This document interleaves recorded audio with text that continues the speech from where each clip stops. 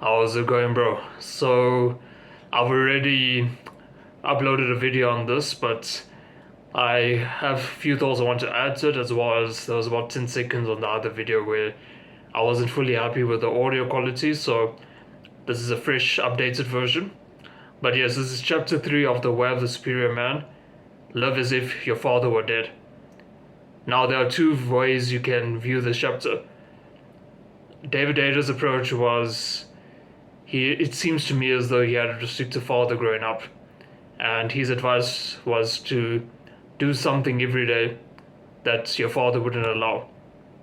I think this is especially useful advice if you have a restrictive parents or restrictive parents, both of them are restrictive. But I think there's another way you can view this chapter, and I'm actually going to dive into that one first. And preferably close your eyes, but if you don't want to, then follow along with me. Think about everything your father's done for you. He's probably put food on the table for years. He has probably put you through school, put a roof over your head. And by the way, this doesn't have to be just your father, your parents in general. Think about all the things they've done for you. I'm going to pause for about 5 seconds so you can think about this deeply.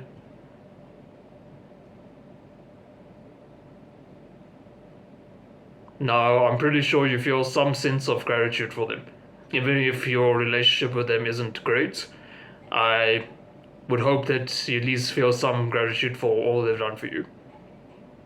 Now, imagine they were dead.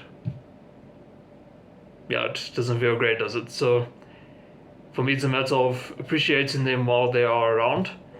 That's a key point. But another key point that I think you should take from this is if you're watching my videos, there's a good chance you are a university student, high school student, or a younger guy, let's put that way, and you're not fully financially independent yet. You're probably still, at least partially, financially dependent on one of your parents, if not both of them. And for me, it's a matter of if they die, you could be facing some problems. Of course, there's other ways you can get laundered, like loans and the like, but forgetting that, I mean, you don't want to go down that route anyway. So forgetting that, wouldn't you love to be financially independent? I'm sure you would. So for me, it's important that you try doing something today, in fact, every day, to work towards financial independence. Because here's the thinking we get stuck in. I got caught in the same thinking for a long time as well. That, okay, I'm a university student, I'm currently studying. And yes, of course, one day I will have an office job where I'm basically using the skills that I learned through my degree. But that doesn't mean I can't start today trying to make money on the side. So for me, it's important that you do something on the side that can at least bring in some sort of money for you. So start a YouTube channel, that's what I'm doing right now, but you can do other things on the side beyond YouTube. So dropshipping is something that comes up quite often. If you're into coding, code a website. If you're into video editing, freelance as a video editor.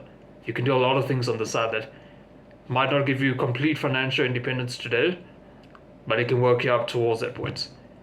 So for me, that's something you should think about right now in terms of how do you get to that financial independence. Now, going back to David Ader's view, though, of doing something every day that your father wouldn't like or either one of your parents wouldn't like. And I wouldn't say I have the world's most strictest parents, but my parents are definitely stricter than average, I would say. Quite considerably so, actually. And from my experience, what I found is slowly picking away and trying to do something more risky as such that they wouldn't allow. Don't go extreme off the bat, but slowly pick away at it, and slowly you'll be given more space. A key thing that I've learned though is obviously you'll get some backlash for doing what you're doing, and that's okay. They're your parents. They very likely, not always, but they probably are doing it from a place of love and they wanted to protect you. But it doesn't mean that you shouldn't push out and do what you want to do. So when they give you some backlash and don't like what you're doing, simply ignore it. Don't backchat, don't do anything of that, because then you're entering a conversation where it's just going to result in conflict. Neither side's going to be happy. If you ignore them and go ahead and do what you wanted to do anyway, then eventually you are going to set free of their control. So this is the advice I recommend if they are highly restrictive parents. If you have parents that are restrictive, yes, but not super restrictive in the sense that they give you some space and leeway, then honestly I think sit down, have a genuine open conversation with them and say, hey, I need to spread my wings a bit, and I'm pretty sure they'll be fine with it. Communication is always a useful way to go around it if it's a way that would actually be met by the other party. So yeah, my two views on this chapter is not only getting away from a restrictive parent or finding ways to break free of that restriction, but also feeling the gratitude for everything they've done for you. I hope there's at least a few things you have gratitude for them for. Yeah, I think that's a good way to end it, and of course, part of that gratitude segment of the video was also basically finding your financial freedom. Start today, don't delay. It's a stereotypical advice, but really, start today. I mean, this is my second day of making YouTube videos. I feel much more comfortable in front of the camera than I did on the first day, and I imagine the third day I'll feel even more comfortable. The sooner you start, the sooner you can make progression. I'll see you in the next one, bro.